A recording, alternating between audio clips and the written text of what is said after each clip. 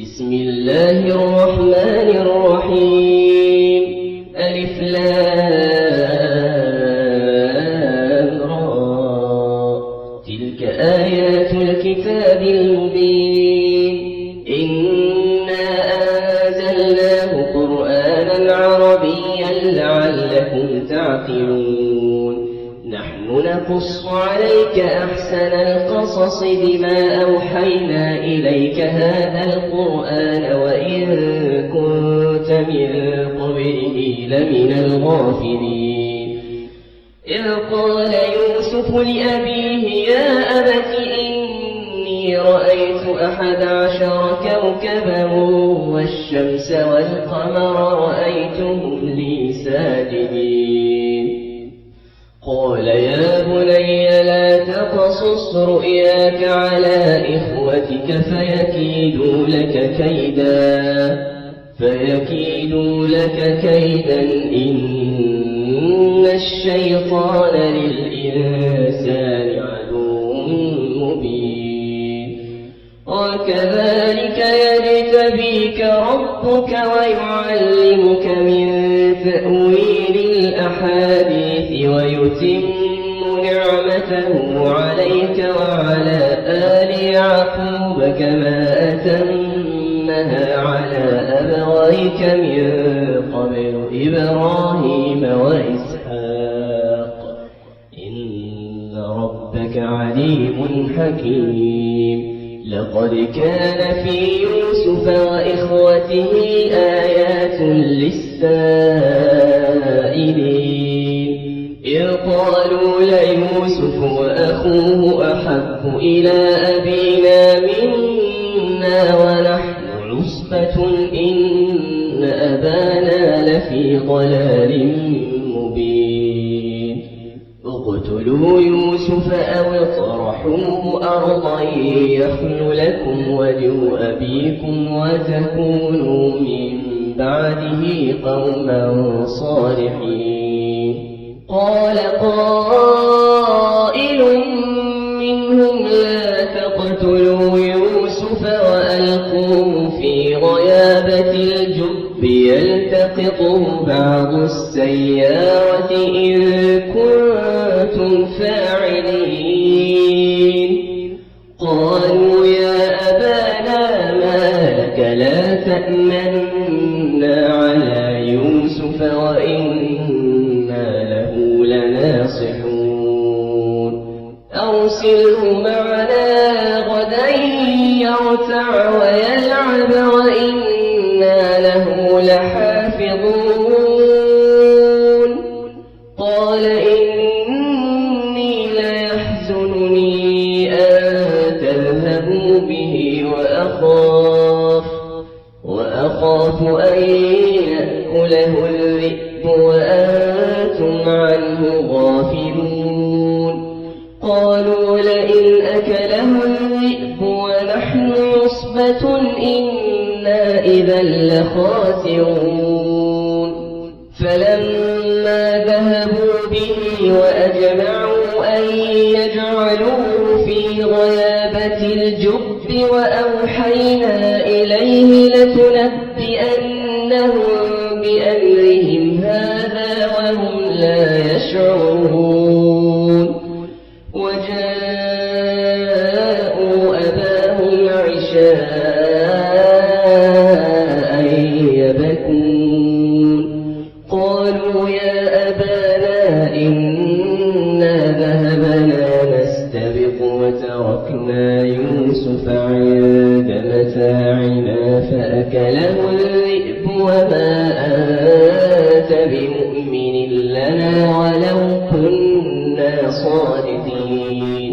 وجاءوا على قميصه بدم كذب. قال بل سولت لكم أنفسكم أمرا فصبر جميل والله المستعان على ما تصفون. وجاءت سيارة فأرسلوا واردهم فأدلى دلوه قال يا بشرى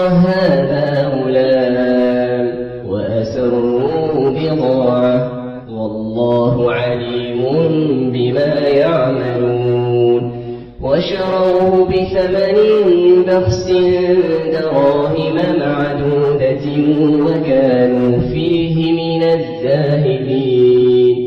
وقال الذي اشتراه من مصر لامرأته أكرمي مثواه عسى أن ينفعنا أو نتخذه ولدا. وكذلك مكنا ليوسف في الأرض ولنعلمه من تأويل الأحاديث والله غالب على أمره ولكن أكثر الناس لا يعلمون.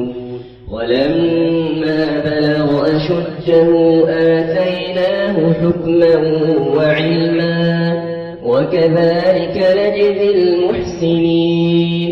وراودته التي هو في بيتها عن نفسه وغلقت الأبواب وقالت هيت لك قال معاذ الله إنه ربي أحسن مثواي إنه لا يفلح الظالمون. ولقد همت به وهم بها لولا أن رأى برهان ربه كذلك لنصرف عنه السوء والفحشاء إنه من عبادنا المخلصين. واستبق الباب وقدت قميصه من دبر وألف يا سيدها لدى الباب. قالت ما جزاء من أراد بأهلك سوءا إلا أن يسجن أو عذاب أليم. قال هي راودتني عن نفسي وشهد شاهد من أهلها إن كان قميصه قد من قبل فصدقت وهو من الكاذبين. وإن كان قميصه قد من دبر فكذبت وهو من الصادقين.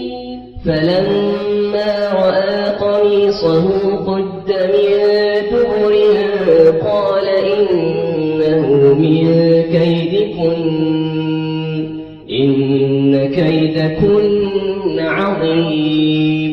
يوسف أعرض عن هذا واستغفري لذنبك إنك كنت من الخاطئين.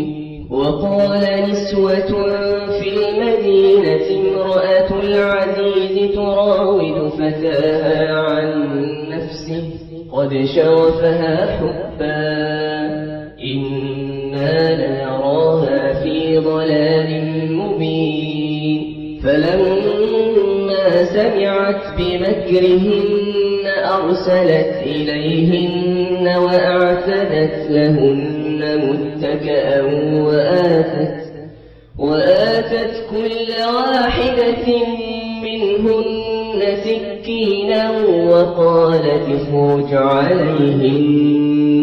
فلما رأينه أكبرنه وقطعن أيديهن وقلن حاش لله ما هذا بشرا إن هذا إلا ملك كريم.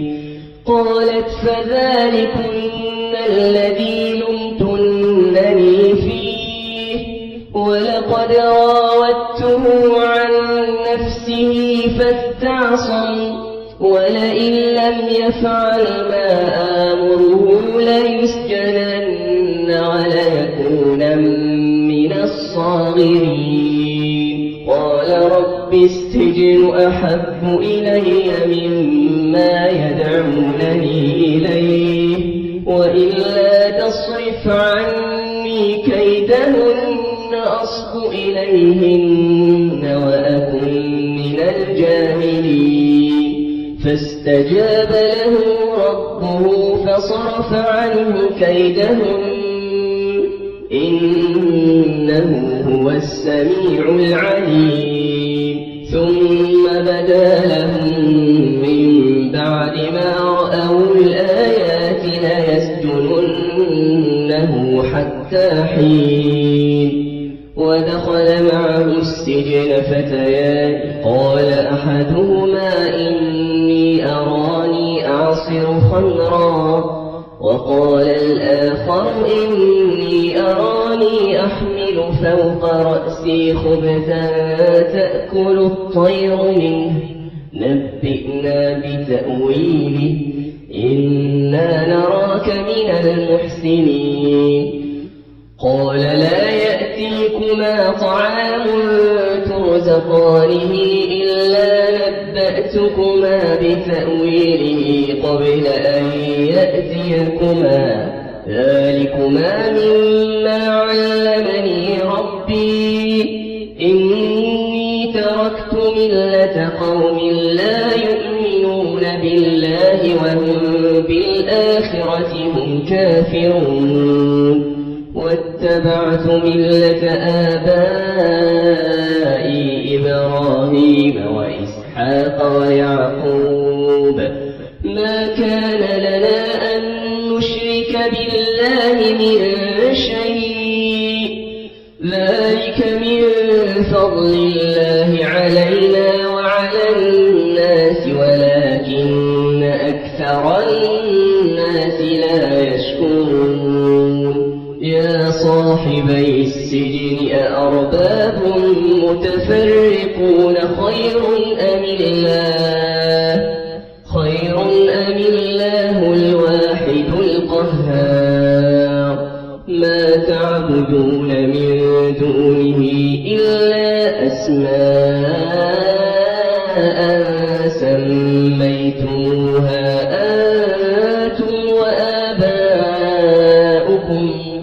ما أنزل الله بها من سلطان إن الحكم إلا لله أمر ألا تعبدوا إلا إياه ذلك الدين القيم ولكن أكثر الناس لا يعلمون يا صاحبي السجن أما أحدكما فيسقي ربه خمرا وأما الآخر فيصلب فتأكل الطير من رأسه قضي الأمر الذي فيه تستفتيان وقال للذي ظن أنه ناج منهما اذكرني عند ربك فأنساه الشيطان ذكر ربه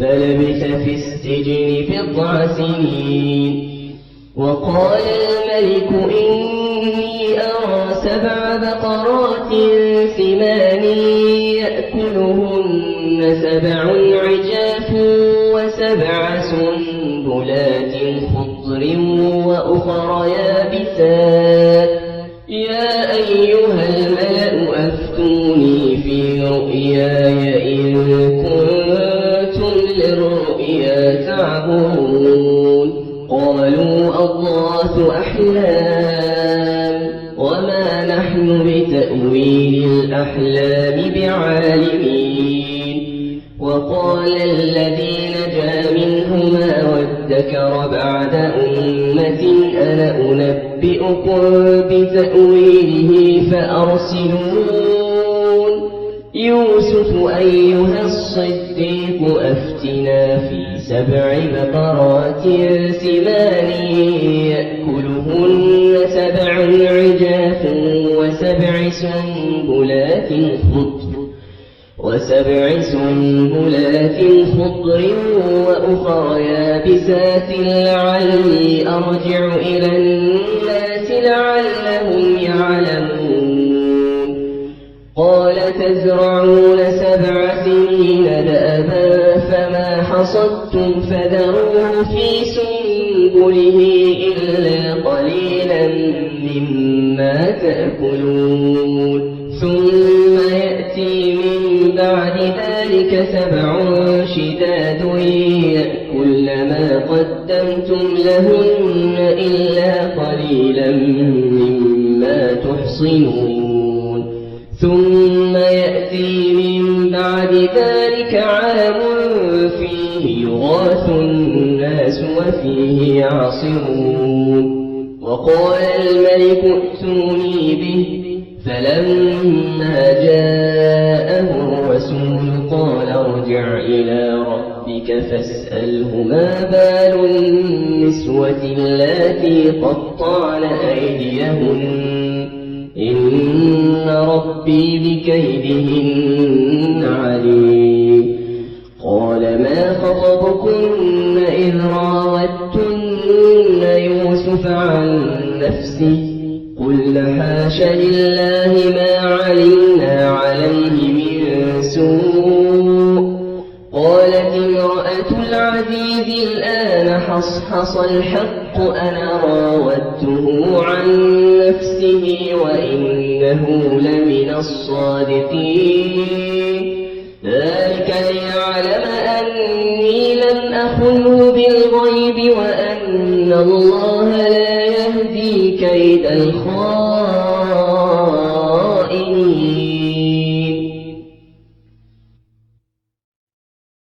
وما أبرئ نفسي إن النفس لأمارة بالسوء إلا ما رحم ربي إن ربي غفور رحيم وقال الملك ائتوني به أستخلصه لنفسي فلما كلمه قال إنك اليوم لدينا مكين أمين قال اجعلني على خزائن الأرض إني حفيظ عليم وكذلك مكنا ليوسف في الأرض يتبوأ منها حيث يشاء نصيب برحمتنا من نشاء ولا نضيع أجر المحسنين ولأجر الآخرة خير للذين آمنوا وكانوا يتقون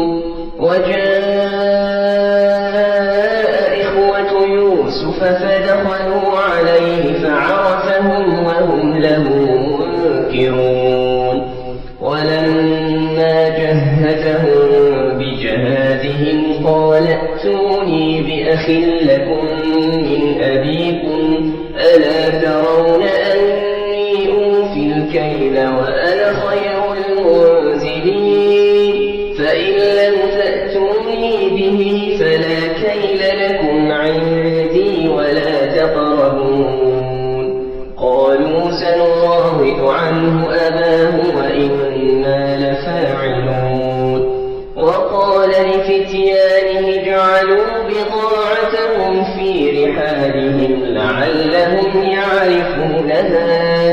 لعلهم يعرفونها إذا انقلبوا إلى أهلهم لعلهم يرجعون فلما رجعوا إلى أبيهم قالوا يا أبانا منع منا الكيل فأرسل معنا أخانا نكتل وإنا له لحافظون قال هل آمنكم عليه إلا كما أمنتكم على أخيه من قبل فالله خير حافظا وهو أرحم الراحمين ولما فتحوا متاعهم وجدوا بضاعتهم ردت إليهم قالوا يا أبانا ما نبغي هذه بضاعتنا ردت إلينا ونمير أهلنا ونحفظ أخانا ونزداد كيل بعير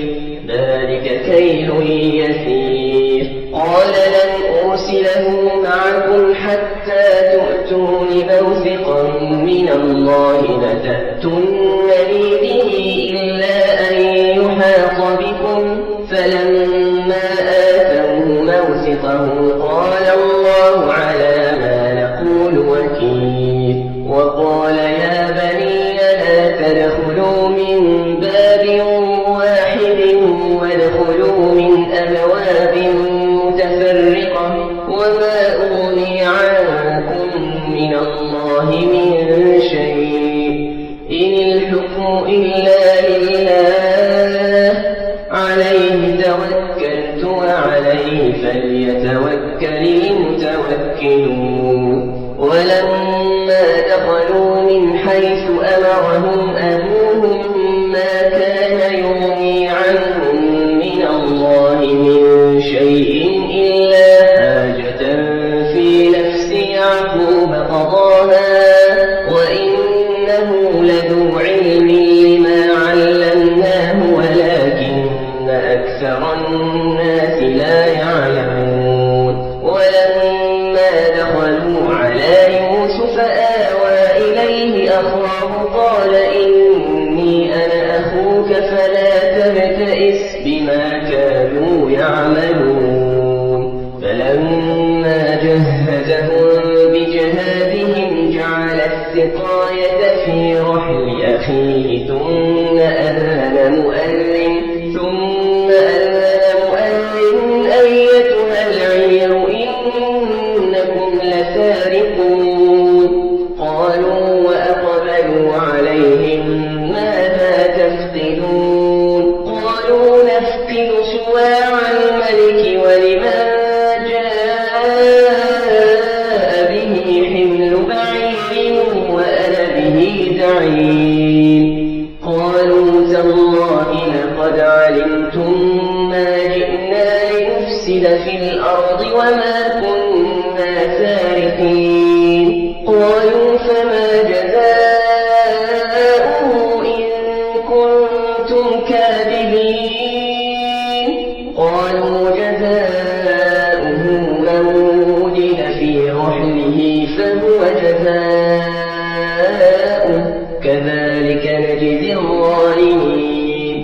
فبدأ بأوعيتهم قبل وعاء أخيه ثم استخرجها من وعاء أخيه كذلك كدنا ليوسف ما كان ليأخذ أخاه في دين الملك إلا أن يشاء الله نرفع درجات من نشاء وفوق كل ذي علم عليم. قالوا إن يسرق فقد سرق أخ له من قبل فأسرها يوسف في نفسه ولم يبدها لهم. قال أنتم شر مكانا والله أعلم بما تصفون.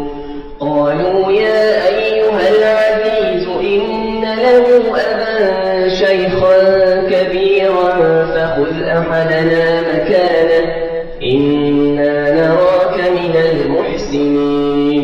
قال معاذ الله أن نأخذ إلا من وجدنا متاعنا عنده إنا إذا لظالمون. فلما استيئسوا منه خلصوا نجيا.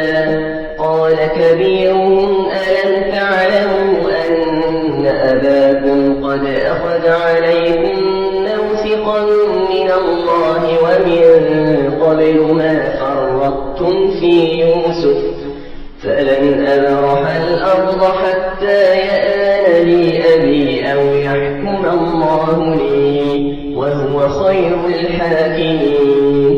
ارجعوا إلى أبيكم فقولوا يا أبانا إن ابنك سرق ما شهدنا إلا بما علمنا وما كنا للغيب حافظين. واسأل القرية التي كنا فيها والعير التي أقبلنا فيها وإنا لصادقون. قال بل سولت لكم أنفسكم أمرا فصبر جميل عسى الله أن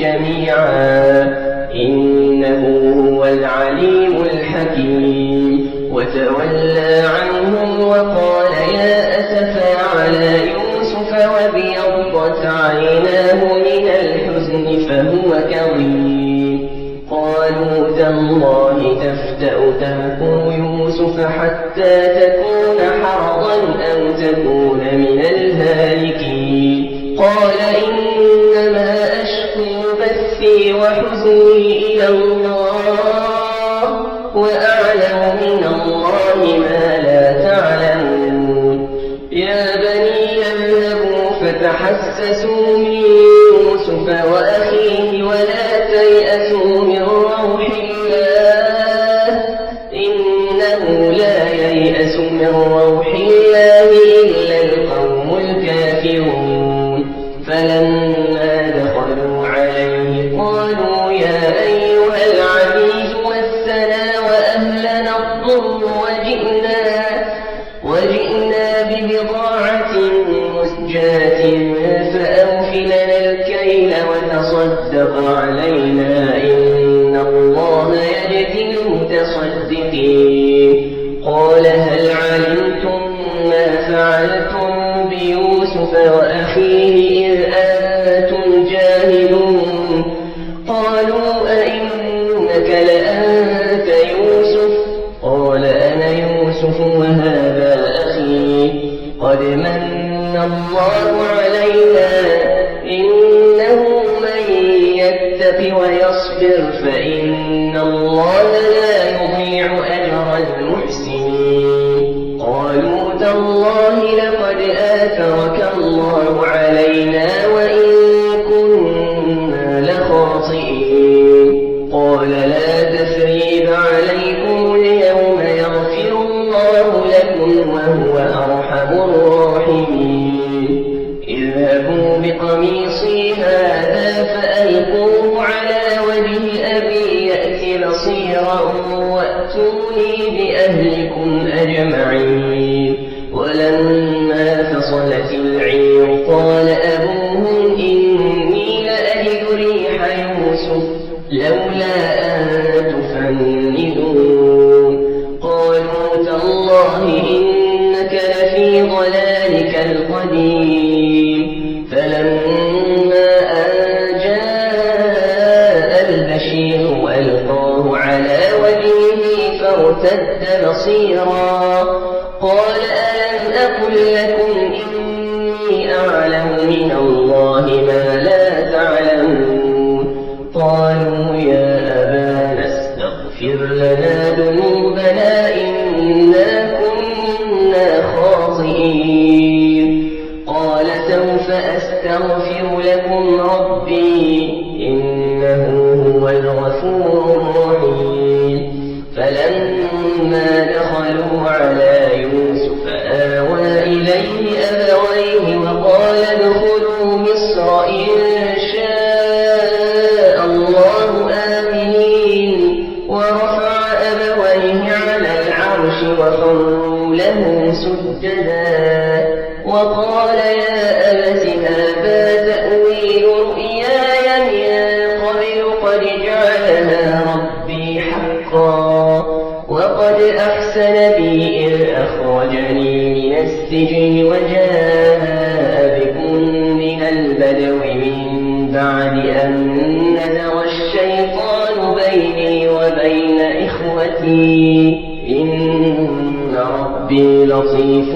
لما يشاء إنه هو العليم الحكيم رب قد آتيتني من الملك وعلمتني من تأويل الأحاديث فاطر السماوات والأرض أنت ولي في الدنيا والآخرة توفني مسلما وألحقني بالصالحين ذلك من أنباء الغيب نوحيه إليك وما كنت لديهم إذ أجمعوا أمرهم وهم يمكرون أكثر الناس ولو حرصت بمؤمنين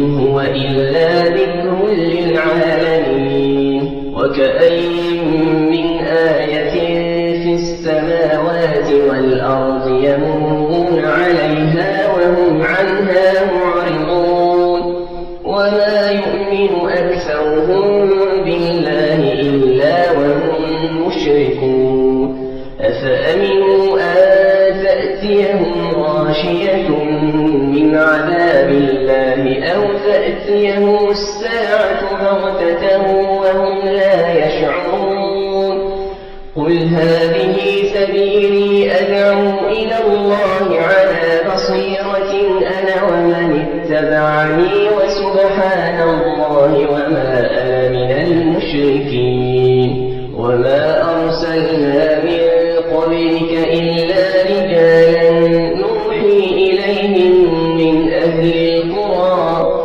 أفلم يسيروا في الأرض فينظروا كيف كان عاقبة الذين من قبلهم ولدار الآخرة خير للذين اتقوا أفلا تعقلون حتى إذا استيأس الرسل وظنوا أنهم قد كذبوا جاءهم نصرنا فنجي من نشاء ولا يرد بأسنا عن القوم المجرمين لقد كان في قصصهم عبرة لأولي الألباب ما كان حديثا يفترى ولكن تصديق الذي بين يديه وتفصيل كل شيء وهدى ورحمة لقوم يؤمنون